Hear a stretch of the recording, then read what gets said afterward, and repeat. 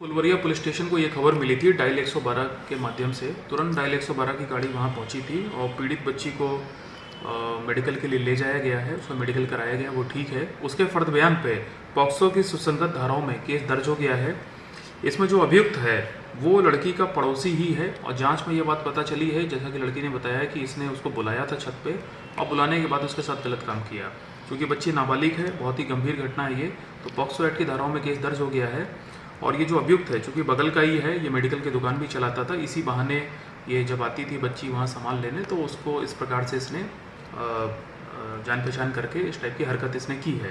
तो इसकी गिरफ्तारी के लिए टीम गठित कर दी गई है एसटीपीओ टेंगड़ा के नेतृत्व में।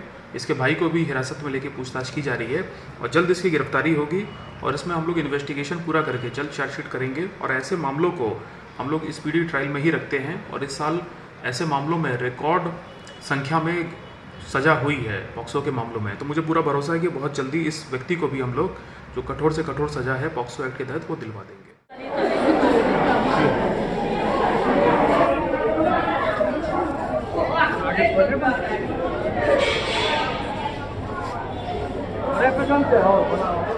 करा के आ रही थी नेट भरा की दुकान से वहाँ पे बोला गया है कि तुम छत पे आओ ना, छत पे आओ। वो बोली मैं नहीं आऊँगी क्योंकि मम्मी मेरी बहुत डांटती है। तो वो बोली कि आइए ना। वो अंकल बोलती है तो अंकल की समझ के वो चली गई, उसे लगा कुछ देंगे। वो मुझे लेकिन आई बोलने के लिए, दीदी चाँद बहुत सुंदर निकला, चलो ना चाँद देखने। तो मैं बोली मैं चाँद देखने नहीं जाऊँगी, तुम जाओ। वो चली गई। उसके बाद मेरा भाई बोला दीदी मेडिकल वाले अंकल, मेडिकल का दुकान है उसका, वाला मेडिकल है, तो मेडिकल वाले के नाम से ज़्यादातर जाना जाता है। ये मेरा भाई आके बोला मुझे कि दीदी क्या कहता है, दारू दीदी को ना, मतलब उसका घर का नाम दारू है, तुम उससे ना मेडिकल वाले अंकल बोले तुम छत पे आओ ना, छत पे आओ, तुमसे काम है। वो छत पे गई। छत पे जाने के बाद मेरा मुझे भी लगा कि जाना चाहिए, मेरा दिल नहीं माना, मैं गई छत पे। मैं छत पे जैसे ही गई मैं उसे देखी, उसका मुंह दावा हुआ था, उसको ज़बरदस्ती बहान किया। उसके बाद उसको बहाना तो नहीं था लेकिन ज़बरदस्ती रोक के रखा था और उसका नीचे का आर्म खोल डाला था और अपना मतलब वो करने का कोशिश कर रहा था। तो ये नहीं देख कैसे वो पूरे किया, लेकिन मैं पूरे देखी हूँ अपने आँख से। मैं देखती ही जोर से चिल्लाई हूँ, एकदम जोर से। वो उठ गया और मेरी बहन मेरे पीछे आके रोने लगी, बोली दीदी बहुत ज़बरदस्ती से कर रहा था, बहुत तकलीफ हो रहा। वो बहुत रोने लगी। मैं उसे बहान कर रही थी। उसके बाद वो मेरा मुंह दबाने की कोशिश किया। मैं बोली मेरे खिलाफ में एक शरीर अगर सट गया तो मैं हाथ धो के रखूँगी, इतना हराम कर देगा। वो चला गया। फिर मैं रोने लगी तो वो फिर आया। फिर आने के बाद मुझे बोला प्लीज़ किसी को मत बताइएगा। मैं बोली आप यहाँ से जाइए अभी के अभी। अगर उसके बाद उससे नीचे ले गई, थर्ड फ्लोर है, थर्ड फ्लोर पे वो करने का कोशिश किया था। मैं बीच का छत पे ले गई। मम्मी लेटी भी थी, थकी भी थी, तो मम्मी सोई भी थी। तो मम्मी को आई बोल के, तो मम्मी को बताए, आराम से बताए मम्मी। तो फिर उसके बाद पापा तुरंत पापा मार्केट गए थे। पापा आए तो पापा को हम पापा से डायरेक्ट पूछे पापा हम उसके ऊपर केस करना चाहते। पापा बोले कि हाँ। पापा को पूरे घटना बताए। उसके बाद पापा कहे मत बताओ, बदनामी होगा। मम्मी भी यही कही क्या बताओ बदनामी। मैं कही मैं बदनामी से नहीं डरती। अगर आज आप लोग बदनामी से डरिएगा, कल दूसरे घर की बेटी के साथ होगा तब क्या करिएगा, अन्याय होगा। आज आपको लगता है आपकी बेटी का शादी नहीं होगा, उसका शादी टूटेगा, ये गलत है। अगर आज आवाज़ उठाइएगा तो बहुत लोग के पास हिम्मत आएगा। पेरेंट्स को बहुत समझाने की कोशिश की बट पेरेंट्स मुश्किल से थोड़ा मोड़ा माने। लेकिन फिर उसके बाद मैं अपने मामा को फ़ोन की, मामा से पूछी मामा मैं किसी को टेस्ट करना चाहती हूँ आप। मामा बोले क्या, मामा को बताई। मामा तुरंत 112 नंबर दिए, बोले उसको फ़ोन करो, जो होता है मुझे बताते रहो। 112 नंबर पर फ़ोन किए। लगभग मुझे लगता है मैं 8:30 बजे तक फ़ोन करती थी। 7:30 बजे का ये घटना है। मैं पेरेंट्स को समझाती थी, 8:30 बजे तक कॉल करती थी, चोरी छुपे कॉल की भी। कहाँ ये घटना है? ये घटना हमारे बड़ौनी में फुलवरिया 3 बख्तर स्थान वाला मेडिकल। ये कौन लोग थे इस घटना में शामिल? बस एक ही लोग, क्या नाम? सुधीर कुमार नाम है उसका। कितना उम्र हो गया अंदाज? हाँ, अंदाज एज क्या हो गया उनका? 45 एज है। शादी अभी तक नहीं किया, 6 महीना पहले शादी किया।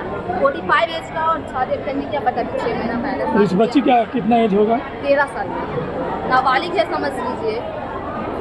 उसके बाद मैं उसे बोली ऐसा नहीं है, मैं उसकी छिनारबंदी पहले से जानती हूँ। मेरे साथ भी छेड़छानी करने की कोशिश किया, बहुत बार करने की कोशिश किया। कि मैं उसके मेहंदी के फंक्शन की बात बता रही हूँ, मेरे साथ मेहंदी लगा, चलो मेहंदी लगा लो। मैं बोली नहीं लगा, मुझे गलत तरीके से। मैं उसके पास जाना छोड़ दी, अपने पेरेंट्स को बताई। पापा गए कि उसके पास जाना छोड़ दो। मैं भी चुप हो गई, मुझे पढ़ना लिखना है क्या, इस समय झमेले में पढ़ूँ। सोची मम्मी पापा डर जाएंगे, फिर आने जाने का रात नहीं देंगे, तो मैं चुप हो गई। लेकिन आज यही चुप्पी की वजह से आज इतनी बड़ी घटना कल शाम 7:30 बजे एक 13 वर्षीय बच्ची के साथ एक 40 साल का सुधीर कुमार नामक व्यक्ति ने रेप किया। रेप के बाद जब पीड़िता और उसके परिजन थाने में एफआईआर करवाने गए, लिखित आवेदन दिए, तो 12 घंटे तक कोई भी कार्रवाई नहीं की गई। ना तो एफआईआर रजिस्टर्ड हुआ, ना ही उसका मेडिकल जांच करवाया गया। हमने जब प्रेशर बनाया तब जाकर जो दरोगा है उसने एफआईआर किया, लेकिन एफआईआर की कॉपी भी पीड़िता को और उसके परिजनों को नहीं दी गई।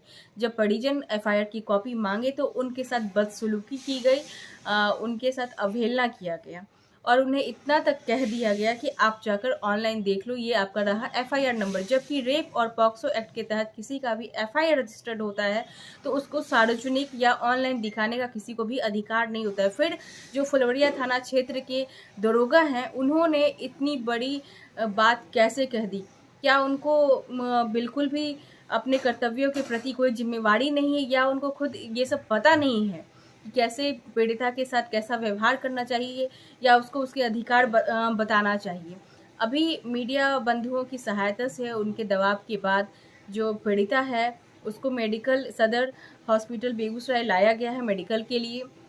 और मेरा बेगूसराय पुलिस से मतलब ये मांग है कि बेगूसराय नारी सशक्तिकरण और सुरक्षा और सम्मान के लिए जाना जाता था, आज दुष्कर्मियों का गढ़ बन गया है।